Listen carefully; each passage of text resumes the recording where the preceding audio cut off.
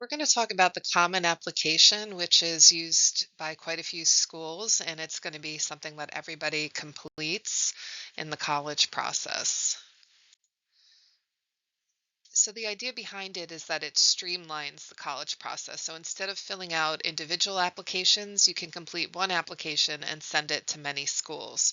So it launched in 1975 to reduce repetitive tasks and is now accepted at over 1,000 schools.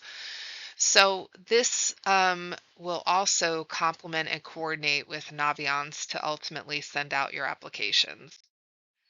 So you're going to want to look at commonapp.org to create your account as a first year student. This will be possible for you in August. So use a personal email address that you check regularly because you want to avoid using school email because that could filter out messages.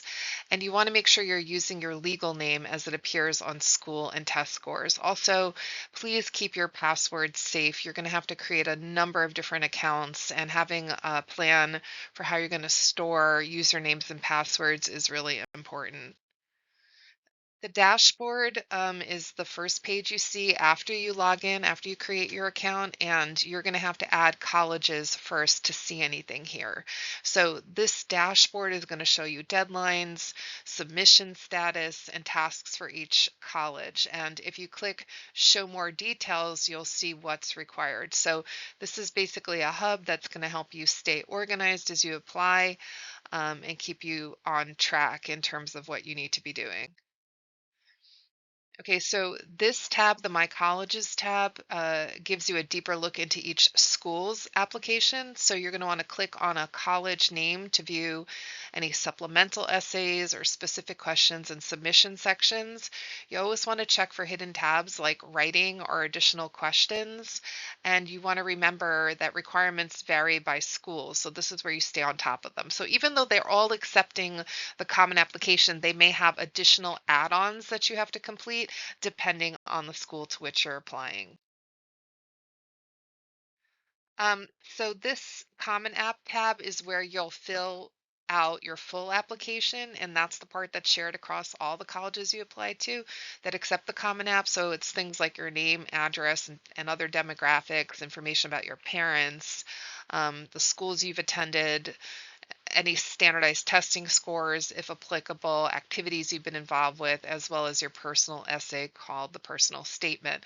Um, each section is critical, and so we'll take our time going over each one. So for the activities section, you can enter up to 10 activities, including schoolwork, home, or volunteer commitments, and you'll rank them by importance and include how many hours per week and weeks per year you were involved. So I have a whole separate slideshow on just this, but you want to use action-oriented language and highlight leadership roles. And so we can talk more about that, but this is something that's going to take considerable time.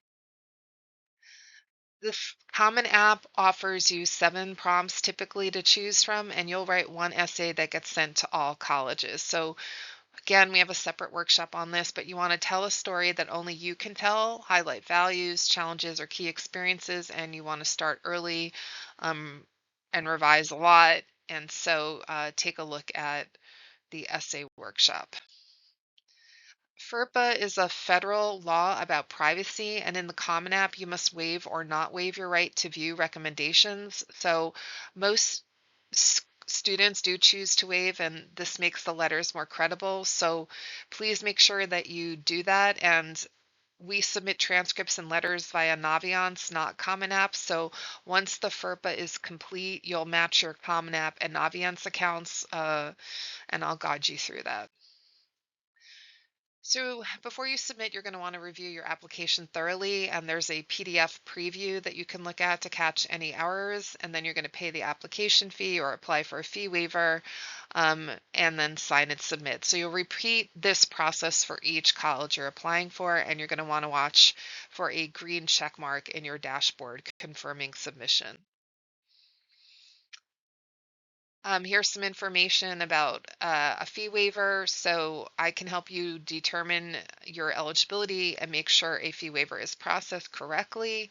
If you're unsure whether you qualify, you can ask, and I want to make sure cost isn't a barrier. But here are some of the categories as you can read about typically who's eligible. After you submit your Common App, some colleges will require additional supplements, and this often asks why you're applying to that specific school, or it could request short answers about your interests. So you're going to find these under My Colleges tab, and you submit them separately. This needs to be submitted in order for your application to be complete.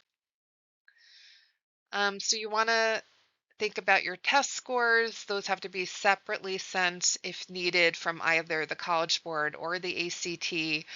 And you can use Naviance to track that transcripts and recommendations have been sent. In general, you're going to also want to check your college portals. Remember, I said you're going to have a lot of usernames and passwords to remember. So many colleges will create login pages after you apply, and that'll help you also stay on track for any submission tasks.